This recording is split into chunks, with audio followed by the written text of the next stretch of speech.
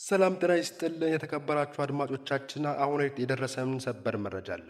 ሀገራችን አዲስ መንግስት፣ አዲስ ስርዓት ያስፈልጋታል። ድሃ ተኮር የሆነ በየቦታው ጦርነት የሚያውጅ ሰላምን የሚያስቀድም እውነተኛ መሪ ያስፈልጋታል ስትል የምትታወቀው የኢህአፓ ጸሐፊ ምስጢረ ስላሴ ታምራት የክትትል እያደረገብኝ ነው ስትል ተናግራለች። ክትትል አድራጊዎች እስከ ግድያ ድረስ የሚያስቡ ናቸው ስትል ስጋቷን የገለጸችው የኢትዮጵያ ሕዝቦች አብዮታዊ ኢህአፓና የትብብር ለኢትዮጵያነት ፓርቲ ዋና ጸሐፊ የሆነችው ምስጢረ ስላሴ ታምራት በመንግስት ደህንነት ኃይሎች ክትትል እየተደረገባት መሆኑን ተናግራለች።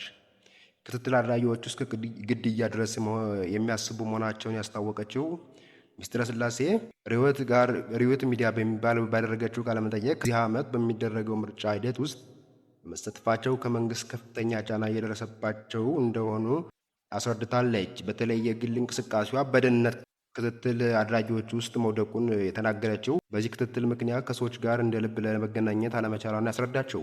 ከሰዎች ጋር በነፃነት መገናኘት አትችልም። ሁሉም ቦታ ታያቸዋለህ። ሁሉም ቦታ አሉ። የመንግስት አካላት ናቸው። እናውቃለን፣ ደግሞ እንድናውቅም ያደርጉናል።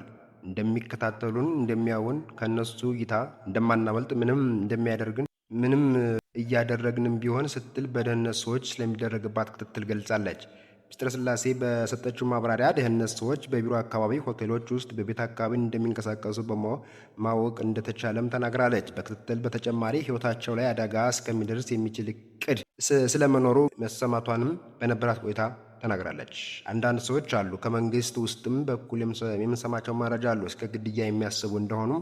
አንዳንዴ በመደበኛ በቤትህ ተወስደህ ያለበት ታውቆ ረጅም ዓመታት በፍርድ ቤት ለመገኘት መጉላላት በጣም እንደ ጥሩ ነገር የሚቆጠርበት ጊዜ ላይ ደርስናል ብላለች። ምክንያቱም የምንሰማቸው ከኬዞች ከውስጥም ደግሞ በእኛም ላይ ሊደርስ ስለታሰቡ ነገሮች የምናውቃቸው የምንሰማቸው አንዳንድ መረጃዎች በጣም አስደንጋጭ ናቸው ስትል እሷንና የፓርቲዋን አባላት ስላለባት አስጊ ሁኔታ አስረድታለች።